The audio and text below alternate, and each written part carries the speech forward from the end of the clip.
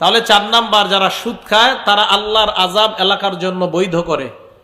5 number, যারা সুদ খায় তাদের কারণে এলাকায় দুর্ভিক্ষ লাগে, জমিনে আগের মতো ফসল হয় না, গাছে ঠিক মতো লাউ ধরে না, কুমড়া ধরে না, আগে 50টা ধরতো এখন 10টা। টিনের ঘরের চালের উপরে আগে সিম হইতো সুন্দর, এখন আর আগের মতো হয় না। সুদখোরের কারণে বাচ্চা মায়ের বুকের দুধ পায় না। সুদখোর, আপনি জবাব দেন ওই বাচ্চার কি অপরাধ আপনার কারণে সে রিজিক থেকে বঞ্চিত হয়? ওই বাচ্চারে তখন লেকটোজেন 1, 2, 3 কিনে খাওয়াইতে হয়। দলিল মুসনাদে আহমদ কিতাবের নাম, হাদিস নাম্বার 17822 নাম্বার হাদিস।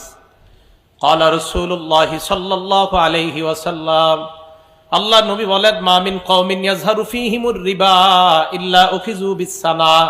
কোন এলাকার মধ্যে যখন সুদের কারবার বেড়ে যায় ওই এলাকায় দুর্ভিক্ষ লেগে যায়, ফসল